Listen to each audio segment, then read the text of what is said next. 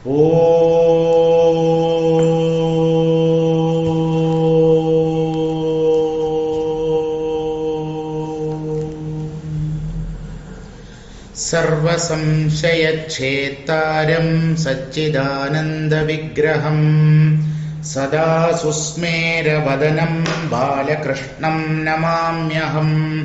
എല്ലാവർക്കും എൻ്റെ വിനീതമായ പ്രണാമം. നമ്മൾ 14-ാമത്തെ ശീർഷകത്തിൽ പ്രവേശിക്കുകയാണ്. മർത്യജന്മ മാഹാത്മ്യം. കഴിഞ്ഞ ദിവസം സൂചിപ്പിച്ചതുപോലെ മനുഷ്യരായി നാം ജനിച്ചു കഴിഞ്ഞതുകൊണ്ട് അതിൻ്റെ വില നാം വേണ്ട പോലെ അറിയുന്നില്ല, അല്ലെങ്കിൽ അതിൻ്റെ പ്രാധാന്യം മനസ്സിലാക്കുന്നില്ല. കിട്ടിക്കഴിഞ്ഞതിന് പ്രാധാന്യമോ മൂല്യമോ കൽപ്പിക്കുന്ന സ്വഭാവം മനുഷ്യനില്ല. കിട്ടാത്തതിന് വേണ്ടിയാണ് അവൻ പരക്കം പാഞ്ഞ് നടക്കുന്നത്. കിട്ടിക്കഴിഞ്ഞാൽ, കാരണം കിട്ടിക്കഴിഞ്ഞല്ലോ, പിന്നെ അതിലുള്ള മോഹം അങ്ങ് പോകും. നമ്മുടെ കയ്യിൽ ഇല്ലാത്ത വസ്തുക്കളിലോ വ്യക്തികളിലോ ആണ് മോഹം എപ്പോഴും തോന്നുക. അപ്പൊ ഈ മനുഷ്യജന്മത്തിന്റെ മഹത്വത്തെ നമ്മൾ വേണ്ടതുപോലെ മനസ്സിലാക്കണം, തിരിച്ചറിയണം എന്നുള്ള ഉദ്ദേശത്തോടു കൂടിയാണ് ഈ ശീർഷകം തുഞ്ചത്താചാര്യൻ രചിച്ചിരിക്കുന്നത്. നമുക്ക് പദ്യങ്ങൾ വായിക്കാം. ജന്മങ്ങൾ പലതിലുമുണ്ടാമെന്നാൽ, അതല്ല വൃത്തം.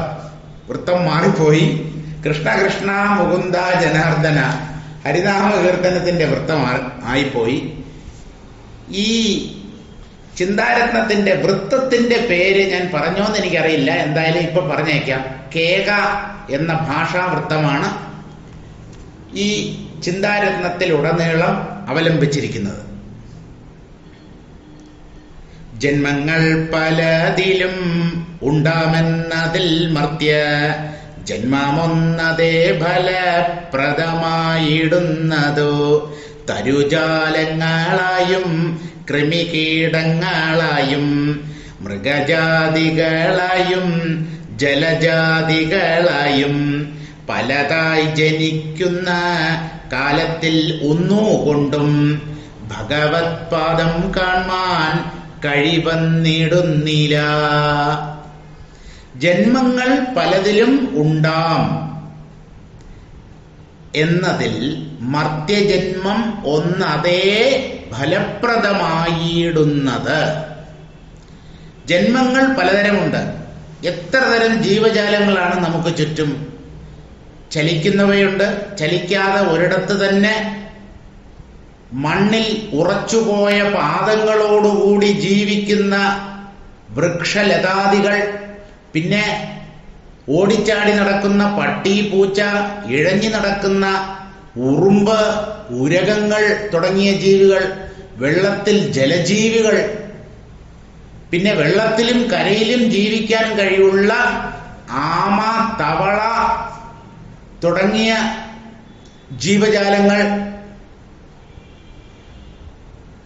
പിന്നെ കൃമികീടങ്ങൾ, സൂക്ഷ്മജീവികൾ, അമീബ, വൈറസ്, ബാക്ടീരിയ തുടങ്ങിയ ഈ ജീവൻ എവിടെ വേണമെങ്കിലും പ്രകടമാകാം. മലയുടെ മുകളിലുമാകാം, കടലിന്റെ അടിത്തട്ടിലുമാകാം. ജീവനെ കണ്ടെത്താൻ കഴിയാത്ത ഒരൊറ്റ പോയിന്റ് പോലും ഈ പ്രപഞ്ചത്തിലില്ല. അതാത് സാഹചര്യങ്ങൾക്ക് അനുയോജ്യമായ ശരീരഘടനയോടുകൂടി ജീവൻ ആവിർഭവിക്കും.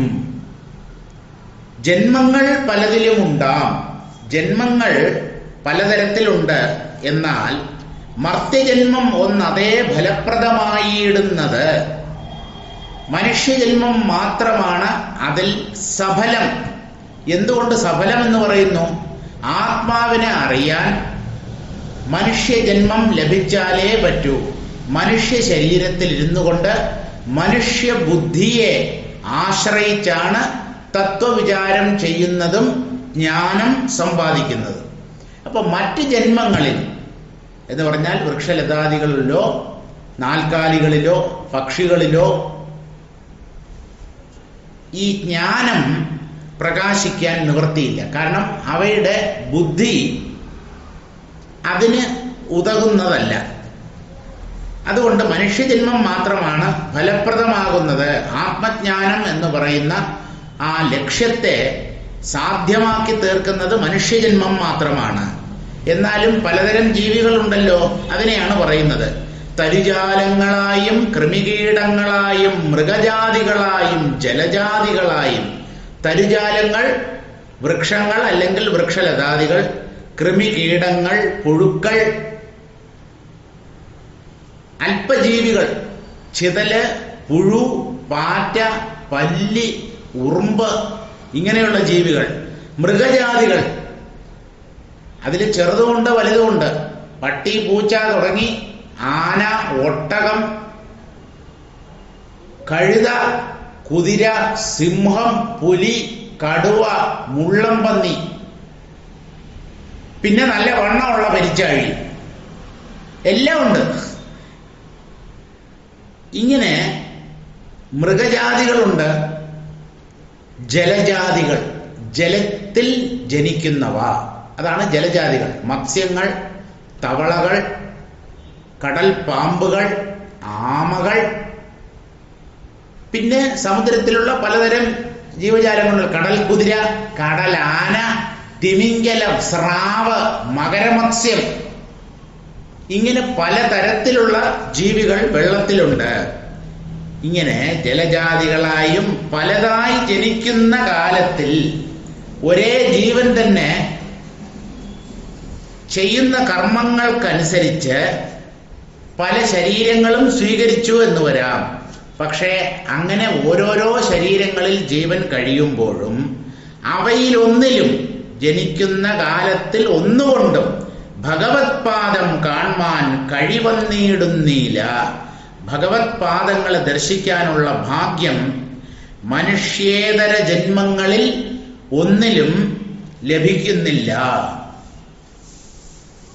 അതുകൊണ്ട് മനുഷ്യനായി ജനിക്കുന്നത് വളരെ ശ്രേയസ്കരമാണ്. പുണ്യവിശേഷം കൊണ്ടാണ് മനുഷ്യരായി ജന്മമെടുക്കുന്നത്. കാരണം ആ ജന്മത്തിൽ മാത്രമേ തത്വവിചാരം ചെയ്ത് ബുദ്ധിയെ സത്യത്തിന് അഭിമുഖമായി തിരിച്ച് സത്യസാക്ഷാത്കാരം നേടാൻ കഴിയൂ. മറ്റ് ജന്മങ്ങളിൽ അത് സാധ്യമല്ല. അശന നിർഹാര മൈഥുന നിദ്ര എന്നിവ വശമായതുകൊണ്ട് കാലവും കഴിഞ്ഞിടും. ഭഗവത് സ്മരണയ്ക്കു പാത്രവുമാകുന്നില്ല. ഭഗവാനുണ്ടെന്നുള്ളിൽ ബോധജ്ഞാനവും വരാ. അശന നിർഹാര മൈഥുന നിദ്ര എന്നിവ വശമായതുകൊണ്ട് കാലവും കഴിഞ്ഞിടും. ജീവിക്കുന്നു. ഈ ജീവിതത്തിൽ അഭിമാനിക്കുന്നവരാണല്ലോ മിക്കവാറും മനുഷ്യർ. എല്ലാ ജീവികളും ജീവിക്കുന്നുണ്ട് എന്നാണ് പറയുന്നത്. മറ്റ് ജീവികൾ അവ ജനിച്ചതിന് ശേഷം എന്താണോ ചെയ്യുന്നത് അതിൽ നിന്നും കാര്യമായി കൂടുതലായിട്ട് ചില കർമ്മങ്ങളിൽ മാത്രം അല്പം വ്യത്യാസമുണ്ടെന്നേ ഉള്ളൂ. മിക്കവാറുമൊക്കെ മൃഗങ്ങൾ, പക്ഷികൾ ഇവയൊക്കെ ജീവിക്കുന്നത് പോലെ തന്നെയാണ് നമ്മളും ജീവിക്കുക. എന്തൊക്കെയാണ് ഇവര് ചെയ്യുന്നത്? ഈ വിശേഷ ബുദ്ധിയില്ലാത്ത ജീവികൾ ആഹാര നിദ്ര ഭയ മൈഥുനങ്ങൾ. ആഹാരം, വിശക്കുമ്പോൾ ആഹാരം കഴിക്കും, ദാഹിച്ചാൽ വെള്ളം കുടിക്കും. ആഹാരം കഴിച്ചു കഴിഞ്ഞാൽ പ്രത്യേകിച്ച് പണിയൊന്നും ചെയ്തില്ലെങ്കിൽ തന്നെ ഉറക്കം വരും. വയറ് നിറഞ്ഞു കഴിഞ്ഞാൽ നേരെ ഉറക്കത്തിലേക്കാണല്ലോ പോവുക. അപ്പൊ ആഹാരം, അതിനെ തുടർന്ന് നിദ്ര. ഇനി മറ്റു കർമ്മങ്ങളാണ് ചെയ്യുന്നതെങ്കിൽ ഒരു ദിവസത്തിന്റെ അവസാനത്തിൽ ക്ഷീണം വരും, രാത്രി കിടന്നുറങ്ങും. അപ്പൊ ഈ ആഹാരം, നിദ്ര, ഭയം, എല്ലാ ജീവികൾക്കുമുണ്ട് ഭയം. ഞാൻ എന്ന വ്യക്തിബോധം തന്നെ ഒരു ജീവനാണ് എന്ന് കരുതുന്നിടത്തോളം ഈ ഭയം നമ്മ വിട്ടകലാൻ പോകുന്നില്ല. സത്യസാക്ഷാത്കാരത്തിലൂടെ മാത്രമേ മനുഷ്യന്റെ ഉള്ളിൽ നിന്നും ഈ ഭയം നീങ്ങിക്കിട്ടുകയുള്ളൂ. ഓരോ കാലത്തും നമ്മൾ ഓരോരുത്തരെയാണ് ഭയപ്പെടുക. കുഞ്ഞായിരിക്കുമ്പോൾ മാതാപിതാക്കളെയും സ്കൂളിലെ അധ്യാപകന്മാരെയും ഒക്കെ ഭയമാണ് കുഞ്ഞുങ്ങൾക്ക്. കുറച്ചുകൂടെ പ്രായം കഴിഞ്ഞാൽ അച്ഛനമ്മമാരെയും അധ്യാപകന്മാരെയും ഭയപ്പെടാതെയാകും. പിന്നെ വേറെന്തെങ്കിലും കാര്യങ്ങൾ,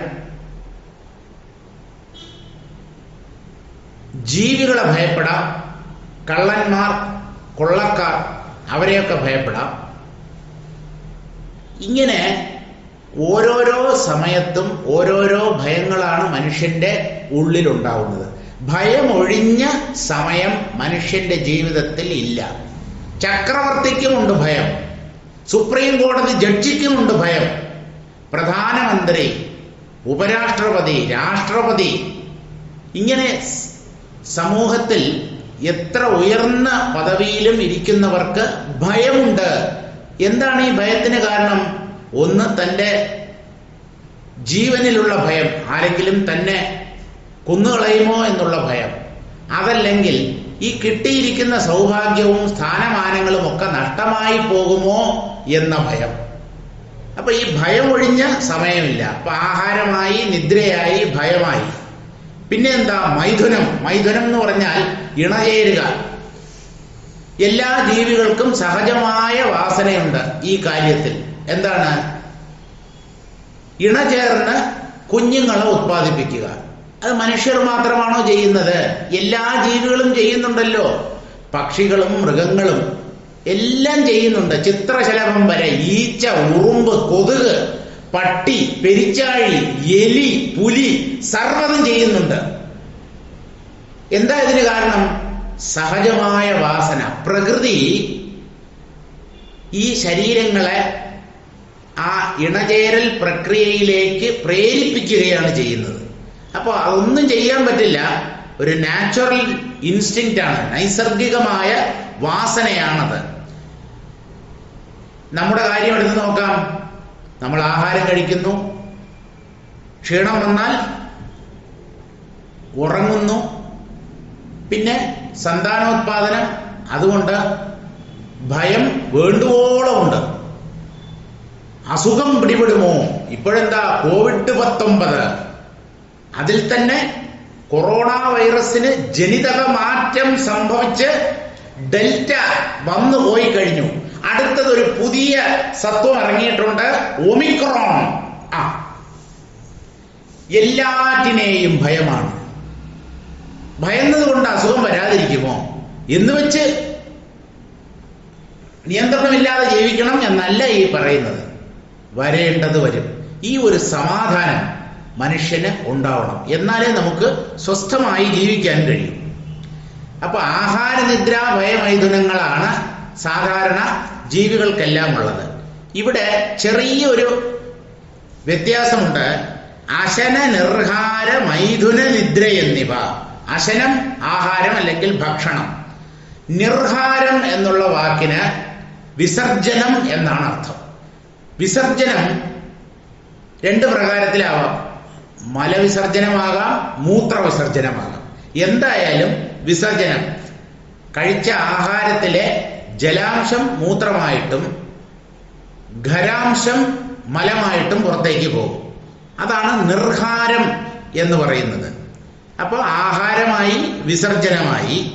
ഭയത്തിന്റെ കാര്യം ഇവിടെ പറയുന്നില്ല. പിന്നെ മൈഥുനം, നിദ്ര.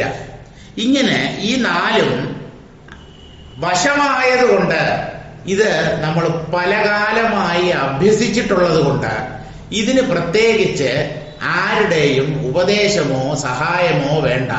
ഈ വാസനകൾ സ്വയം പ്രവർത്തിക്കും. വാസനയാണ് ഈ ആഹാരം കഴിക്കുക, വിശക്കുക, വിശക്കുമ്പോൾ ആഹാരം കഴിക്കണം എന്ന് തോന്നുന്നത് വാസനയാണ്. ആഹാരം അന്വേഷിച്ചു പോകും. അതുപോലെ തന്നെ മലമൂത്ര വിസർജനം ശാരീരിക പ്രവർത്തനമാണ്. അത് സംഭവിക്കും.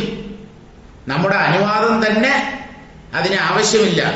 മൈഥുനം, അത് അതാത് പ്രായത്തിൽ അതാത് കാലത്തിൽ എല്ലാ ജീവികളും ചെയ്യുന്നതാണ് ഈ മൈഥുന പ്രക്രിയ. നിദ്ര, ഉറക്കം വന്നാൽ ഉറങ്ങിയേ പറ്റൂ, ഉറങ്ങാതിരിക്കാൻ പറ്റില്ല, ഉറക്കം നമ്മെ ഗ്രസിക്കും.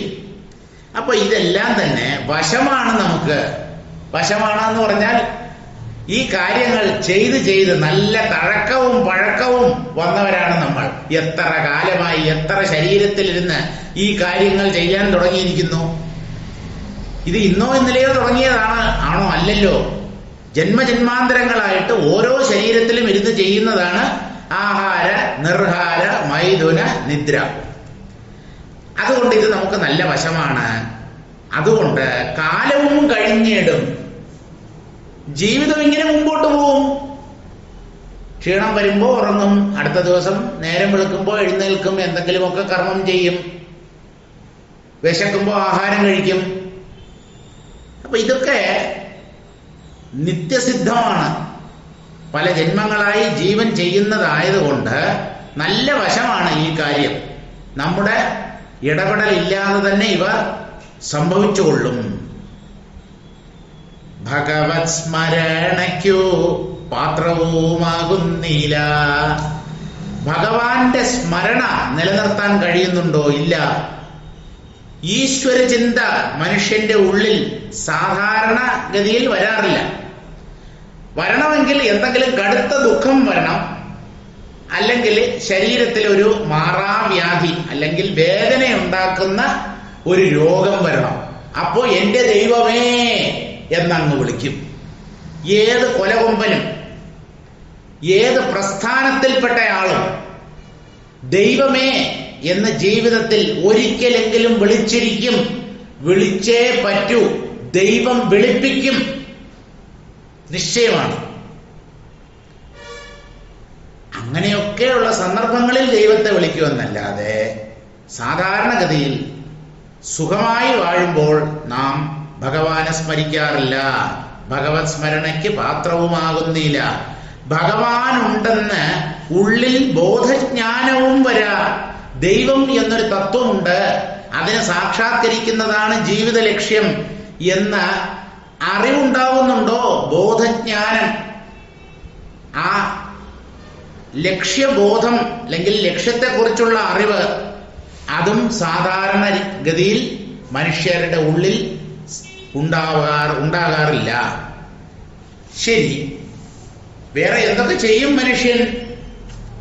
കഥകൾ, പുരാണങ്ങൾ എന്നിവ കേട്ടിട്ടൊരു സ്മൃതിയുണ്ടാവാൻ അവകാശവുമില്ല.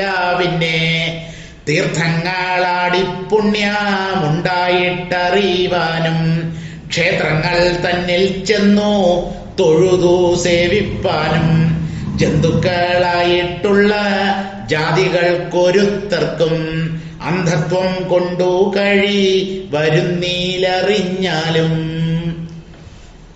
മനുഷ്യന് മാത്രം ചെയ്യാൻ പറ്റുന്ന കുറെ കാര്യങ്ങളാണ് ഇവിടെ പറയുന്നത്. കഥകൾ, പുരാണങ്ങൾ എന്നിവ കേട്ടിട്ട് ഒരു സ്മൃതി ഉണ്ടാവാൻ അവകാശവുമില്ല. ആർക്ക്? പക്ഷിമൃഗാദികൾക്ക്, വൃക്ഷലതാദികൾക്ക്. അവയ്ക്ക് ഭഗവത് കഥകളും പുരാണങ്ങളും ഒക്കെ കേട്ടിട്ട് ഭഗവത് സ്മരണ ഉണ്ടാകുമോ? നമ്മൾ പറയുന്നത് മനസ്സിലാക്കാനുള്ള ശക്തി ഈ പക്ഷിമൃഗാദികൾക്കുണ്ടോ? ഇല്ല. അതുകൊണ്ട് ആ ജന്മങ്ങളിലൊന്നും ഈശ്വര സ്മൃതി ഉണ്ടാകാനുള്ള സാധ്യത തന്നെ ഇല്ല. പിന്നെ മനുഷ്യർക്കാണെങ്കിൽ തീർത്ഥയാത്ര ചെയ്യാം. അവിടെ പോയി കുളിച്ച് ആ തീർത്ഥക്കരയിലുള്ള ദേവനെ വന്ദിച്ച് നമസ്കരിച്ച് മടങ്ങി വരാം. ഈ പക്ഷിമൃഗാദികൾക്ക് ഇത് വല്ലതും പറഞ്ഞാൽ മനസ്സിലാകുമോ? അവ അങ്ങനെ തീർത്ഥാടനത്തിന് പോകാറുണ്ടോ? വെറും മൃഗം, ഒന്നുമില്ല. ഈ പറഞ്ഞ ആഹാര, നിദ്ര, ഭയമൈഥുനങ്ങൾ മാത്രമേ ഉള്ളൂ അവരുടെ ജീവിതത്തിൽ, വേറൊന്നുമില്ല. തൻ്റെ നിലയിൽ നിന്ന് ഉയരാനുള്ള ഒരു സാധ്യതയും ഈ മനുഷ്യേതര ജന്മങ്ങളിൽ ഇല്ല. പിന്നെ തീർത്ഥങ്ങളാടി പുണ്യമുണ്ടായിട്ട് അറിവാനും തീർത്ഥയാത്രയും മറ്റുമൊക്കെ നടത്തി പുണ്യങ്ങൾ സമ്പാദിച്ച് ഭഗവാനെ അറിയാൻ ശ്രമിക്കാം എന്ന് വിചാരിച്ചാൽ അത് മനുഷ്യന് മാത്രമേ കഴിയൂ. ഈ വിശേഷ ബുദ്ധിയില്ലാത്ത ജീവികൾക്ക് അതും പറ്റില്ല. ക്ഷേത്രങ്ങൾ തന്നിൽ ചെന്ന് തൊഴുതു സേവിപ്പാനും, ക്ഷേത്രങ്ങൾ, അമ്പലത്തിൽ ചെന്ന് പ്രദക്ഷിണം വെച്ച് ഭഗവാനെ തൊഴുത് നമസ്കരിച്ചിട്ടൊക്കെ മടങ്ങി വരാൻ മനുഷ്യർക്ക് മാത്രമല്ലേ പറ്റൂ. ഈ അമ്പലത്തിന്റെ അകത്തുമില്ലേ ജീവികൾ.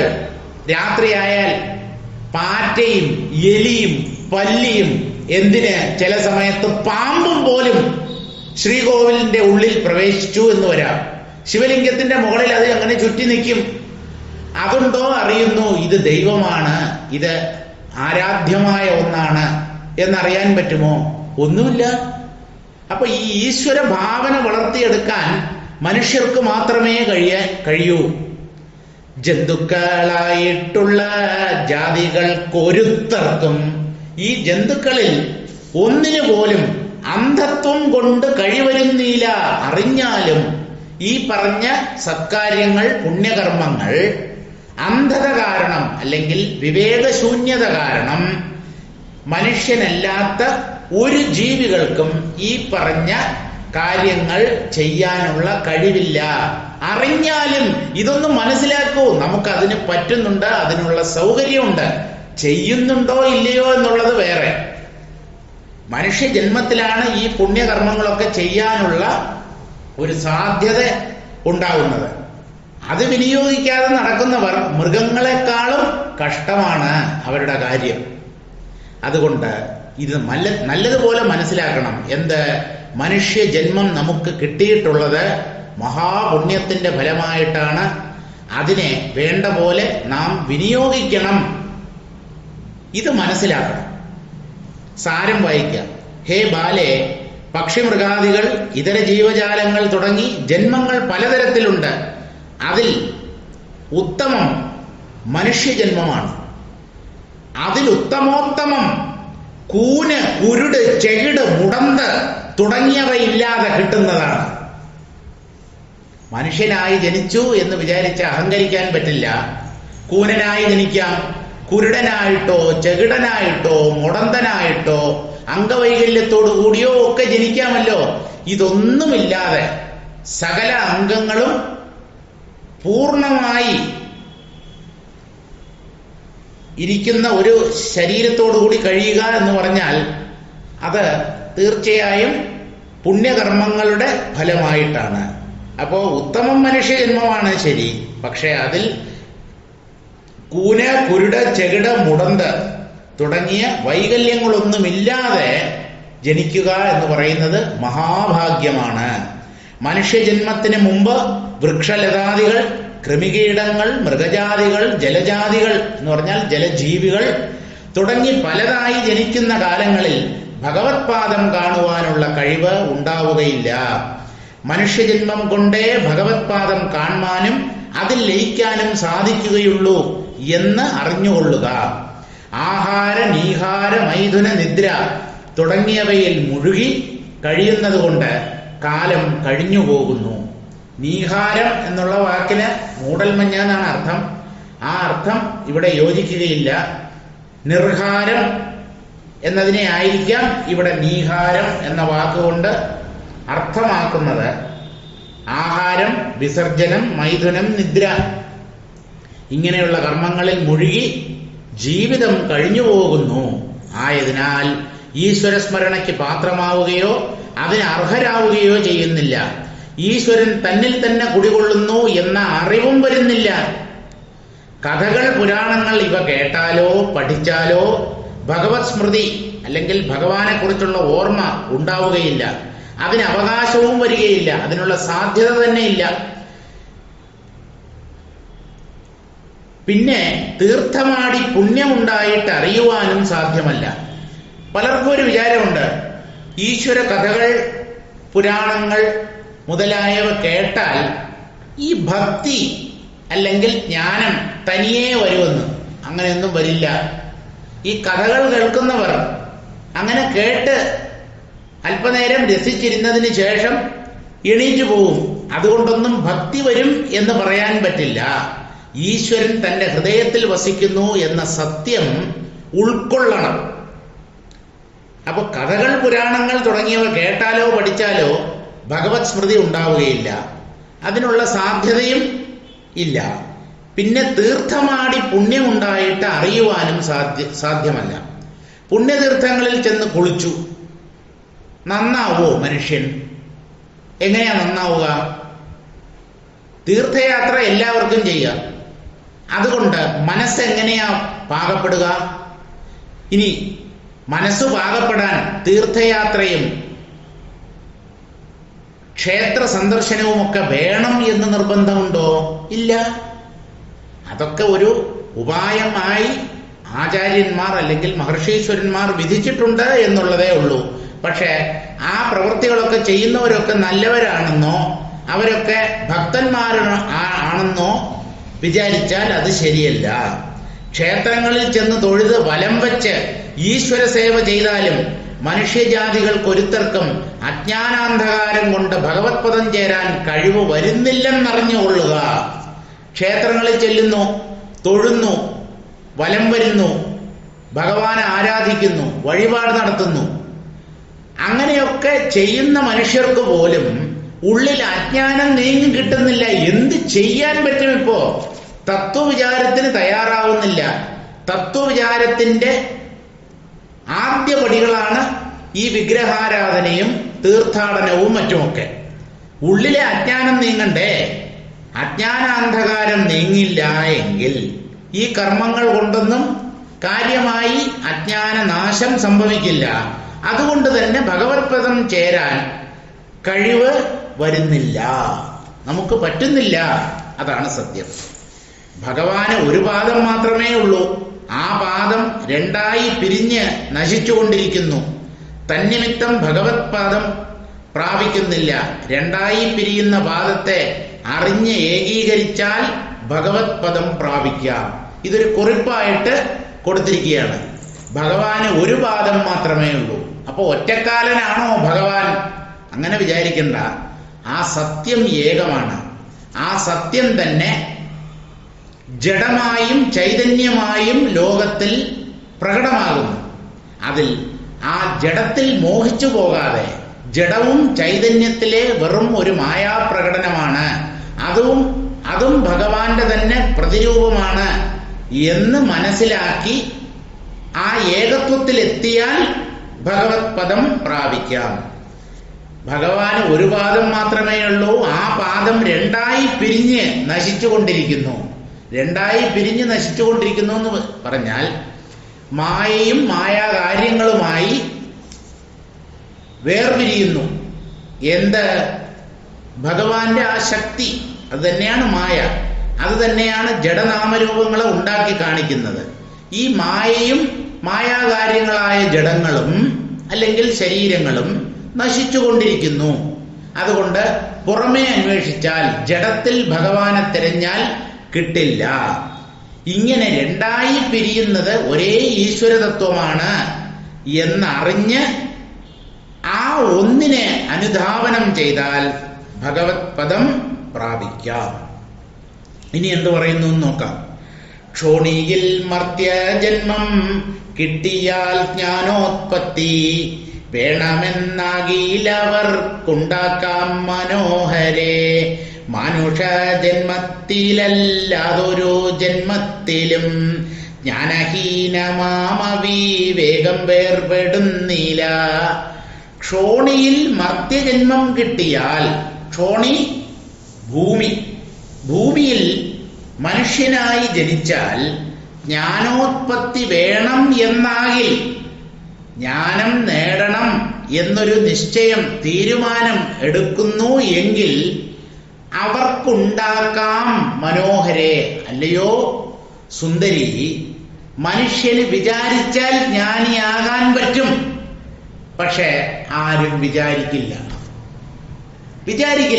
ജ്ഞാനം വേണം എന്ന് തീരുമാനിച്ചാൽ അത് സമ്പാദിക്കാം. പക്ഷെ വേണമെന്ന് തീരുമാനിക്കുന്നവരില്ലല്ലോ.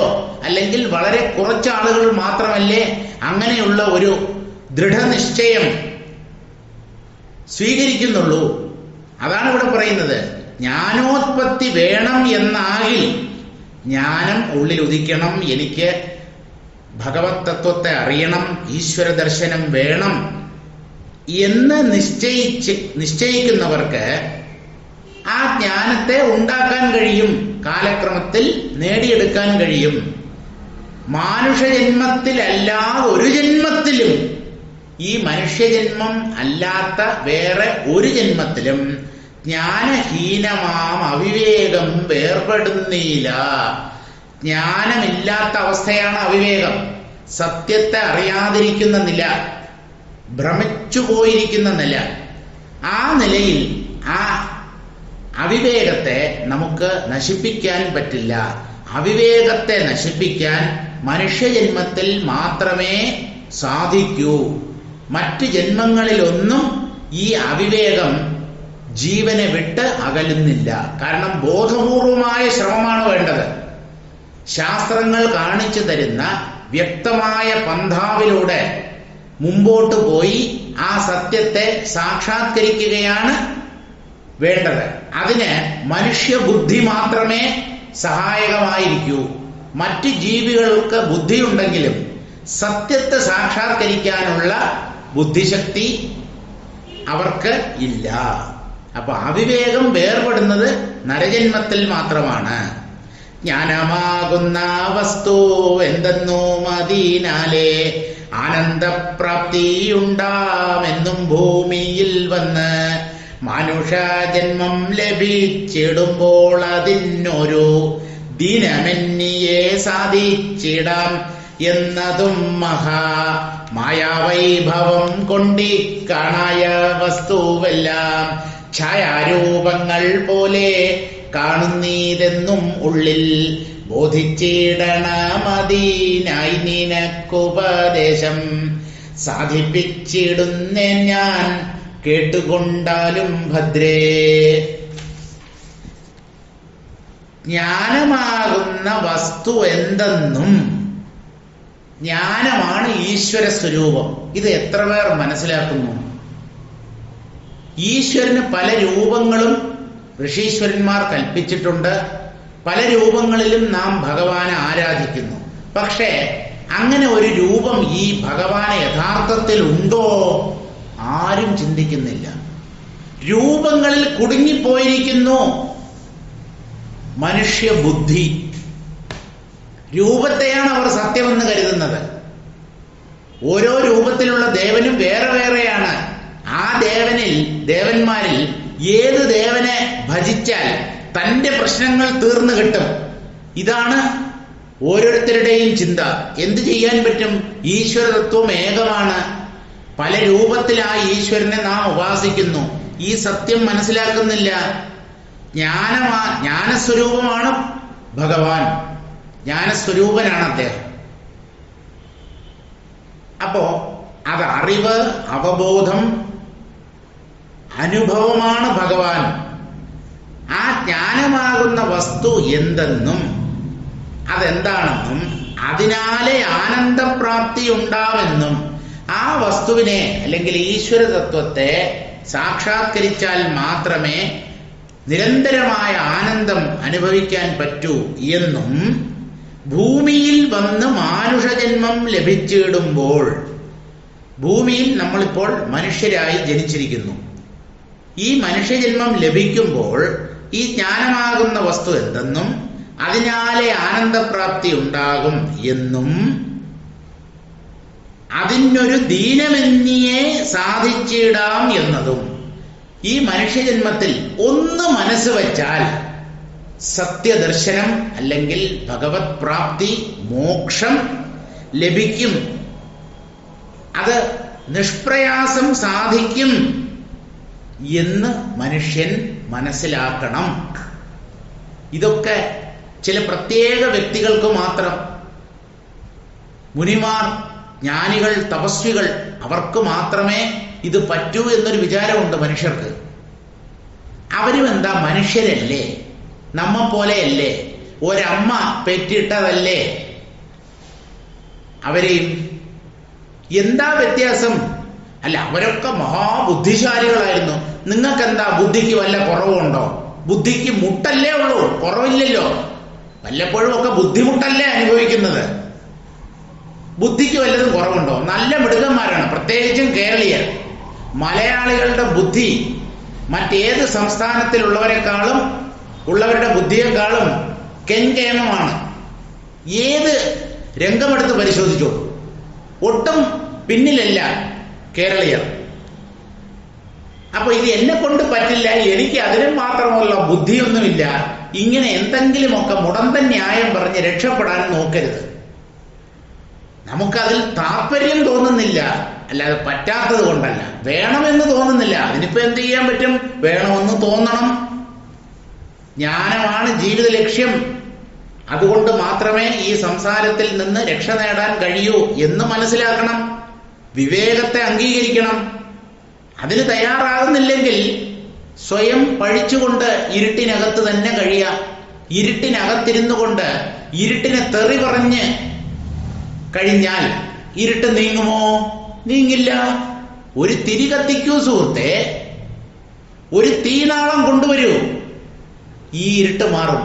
പക്ഷേ അതിന് മനുഷ്യൻ തയ്യാറാകുന്നില്ല. എന്നിട്ട് ദുഃഖിക്കുന്നു, എനിക്ക് ഒരുപാട് പ്രശ്നങ്ങളുണ്ട്, എൻ്റെ ജീവിതം ഇങ്ങനെ ആയിപ്പോയല്ലോ. ഇതാണ് അജ്ഞത.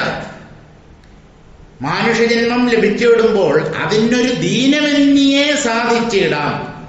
ഒരു ബുദ്ധിമുട്ടുമില്ലാതെ, യാതൊരു കഷ്ടവുമില്ലാതെ ഈ ആത്മജ്ഞാനം നമുക്ക് നേടാൻ കഴിയും. ഓരോരുത്തർക്കും കഴിയും. സുസുഖം കർത്തും അവ്യയം.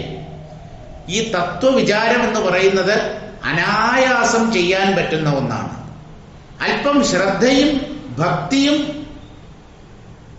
ഒരു നിഷ്കർഷയും ഒക്കെ വേണം. എല്ലാറ്റിലും ഞാൻ ഭഗവാനെ കാണും, എല്ലാം ഈശ്വര സ്വരൂപമാണ്, സർവം ബ്രഹ്മമയം, ഈ ഓർമ്മ ഞാൻ എൻ്റെ ഉള്ളിൽ നിലനിർത്തും എന്ന് ദൃഢനിശ്ചയം ചെയ്ത് അത് നടപ്പിലാക്കണം. അത് പറ്റുന്നില്ലെങ്കിൽ പിന്നെ മനുഷ്യരാണെന്ന് ഞെളിഞ്ഞു നടന്നതുകൊണ്ട് എന്ത് പ്രയോജനം? ആത്യന്തികമായി നമുക്കാണ് ഇതിന്റെ നന്മ കിട്ടുന്നത്. നമ്മളാണ് ദുഃഖത്തിൽ നിന്ന് മുക്തരാകുന്നത്. അപ്പൊ അതിൽ തന്നെ ഞാൻ വീഴ്ച വരുത്തുന്നു എന്ന് പറഞ്ഞാൽ നമ്മളെക്കാളും വലിയ വിഡ്ഢികൾ വേറെ ആരുണ്ട്? ഒരു ദീനമന്യെ സാധിച്ചിടാമെന്നതും മനുഷ്യജന്മം കിട്ടിക്കഴിഞ്ഞാൽ അത് കിട്ടുന്നതാണ് ബുദ്ധിമുട്ട്.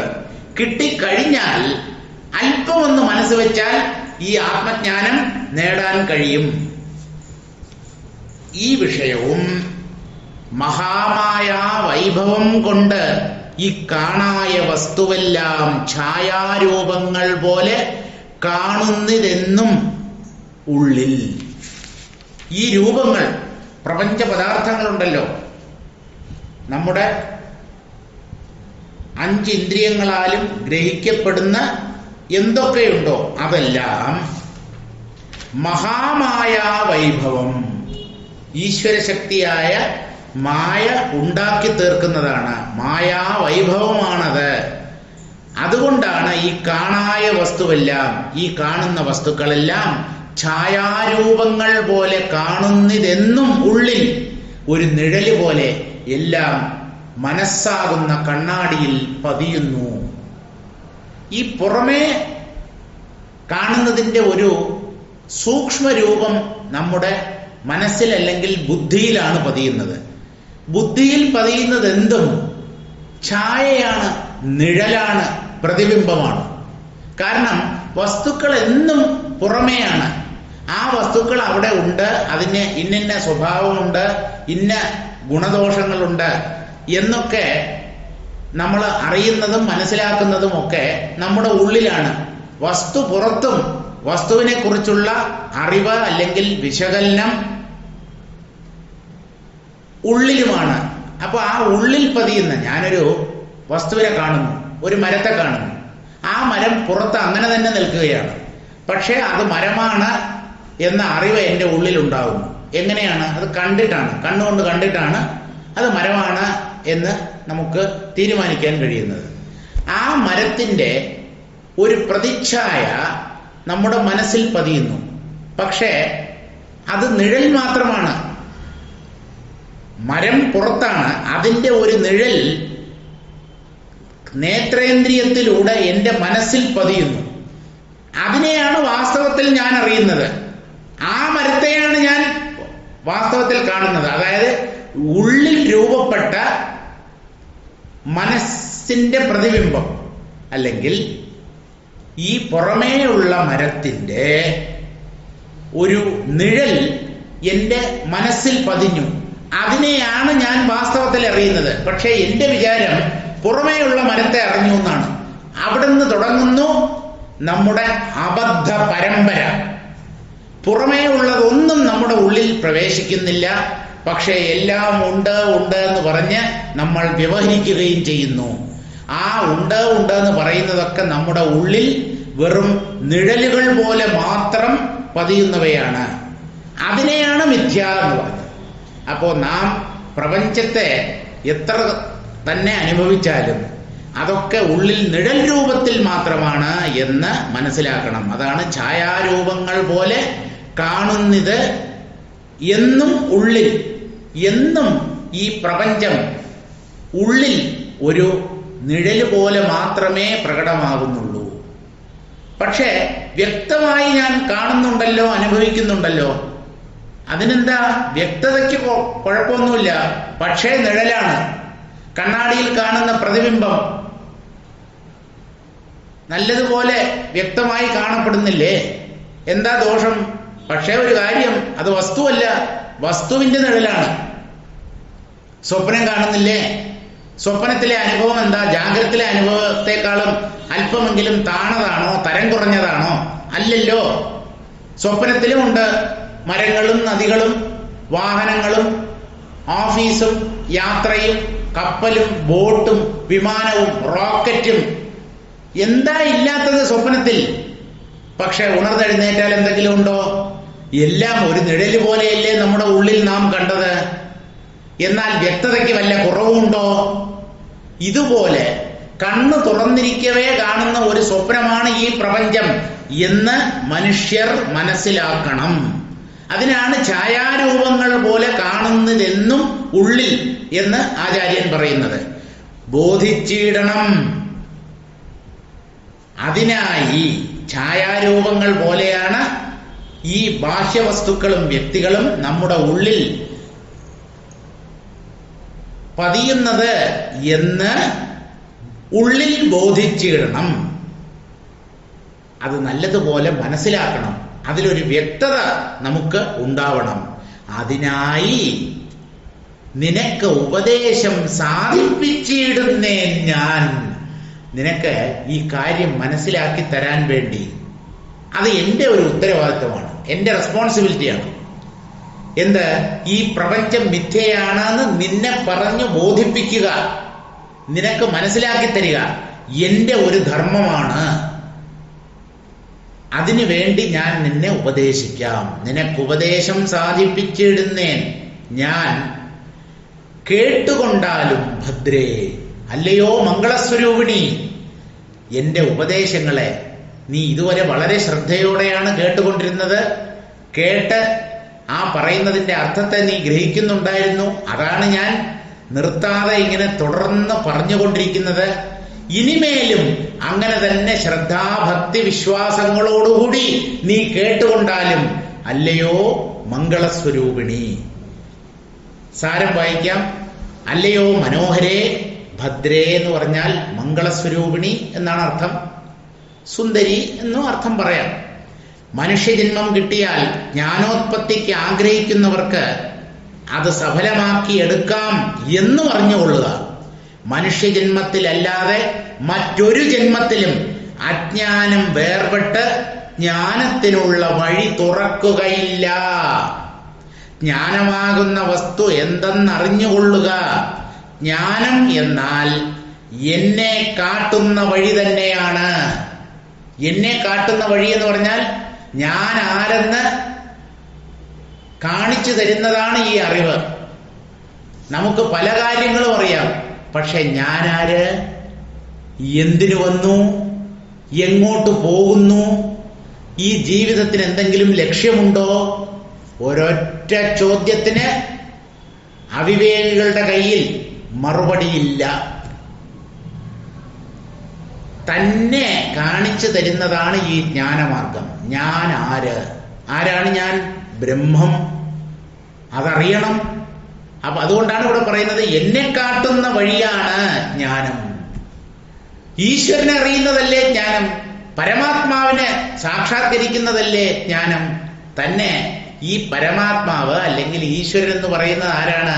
തത്വമസി ശ്വേതകേതോ, അത് നീ തന്നെ, നീ തന്നെ, നീ തന്നെ എന്നാണ് ശാസ്ത്രങ്ങൾ ആവർത്തിച്ച് പ്രഖ്യാപിക്കുന്നത്. പക്ഷെ അത് മാത്രം നമ്മുടെ തലയിൽ കയറില്ല. എന്ത് ചെയ്യാൻ പറ്റും?